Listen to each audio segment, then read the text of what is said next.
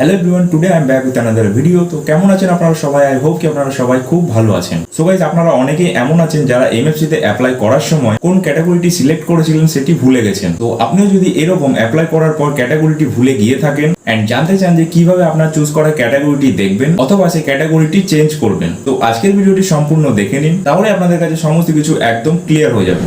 ভিডিওটি স্টার্ট করার আগে বলি, যদি আপনারা আমার চ্যানেলে নতুন হয়ে থাকেন তাহলে প্লিজ চ্যানেলটি সাবস্ক্রাইব করে নেবেন এন্ড এই ধরনের আরো ইনফরমেটিভ ভিডিওগুলি সবার আগে দেখার জন্য পাশে যে বেল আইকনটি আছে সেটিকে অন করে নিন। তো চলুন without wasting any more time, let's start this video.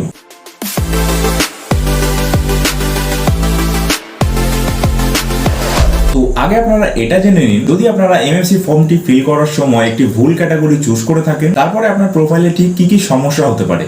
ধরুন আপনি এমএফসি ফর্মটি ফিল করার সময় ক্যাটাগরি সিলেক্ট করেছিলেন কমেডি এন্ড ফান, কিন্তু আপনি এখন রেগুলার ভিডিও দিচ্ছেন ডান্সের অথবা অন্য কোনো ক্যাটাগরির, তাহলে আপনাদের কিন্তু প্রবলেম হবে। আপনি এমএফসি তে অ্যাপ্লাই করলেও মজ অ্যাপ্লিকেশনের রিভিউ টিম আপনার প্রোফাইলটিকে দেখে সেটিকে রিজেক্ট করে দেবে, মানে এমএফসি তে সিলেকশন হবে না।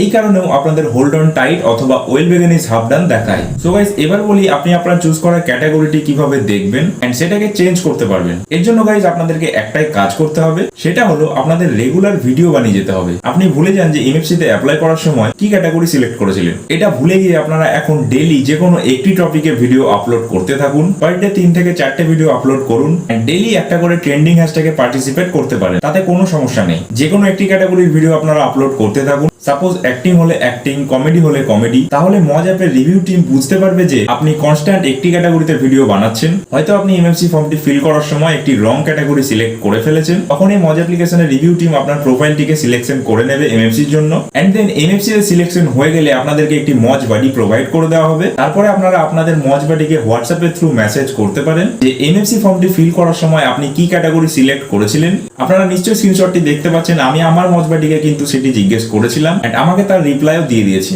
তো আপনারা যদি এখানে ক্যাটাগরি চেঞ্জ করতে চান তাহলে সিম্পলি আপনারা আপনাদের মজ বাডিকে মেসেজ করে বলুন যে আপনি আপনার ক্যাটাগরিটি চেঞ্জ করতে চান, তাহলে আপনাদের মজ বাডি আপনাদেরকে বলে দেবে এর জন্য আপনাদেরকে কি কি করতে হবে। সো গাইস, একমাত্র এইভাবে আপনারা আপনাদের ক্যাটাগরিটি জানতে পারবেন এন্ড এই ক্যাটাগরিটি চেঞ্জও করতে পারবেন। সো গাইস, আজকের ভিডিওটি এই পর্যন্তই। আই হোপ কি আজকের ভিডিওটির মাধ্যমে আমি আপনাদেরকে সমস্ত কিছু বোঝাতে পেরেছি। ভিডিওটি যদি আপনাদের জন্য একটু ইনফরমেটিভ হয়ে থাকে তাহলে প্লিজ ভিডিওটি লাইক, কমেন্ট এন্ড শেয়ার করে দেবেন। তো আজকের ভিডিওটি এই পর্যন্তই, দেখা হবে পরে নতুন কোনো ভিডিওতে। ততক্ষণের জন্য আপনারা সবাই সুস্থ থাকবেন, ভালো থাকবেন। Thanks for watching and by.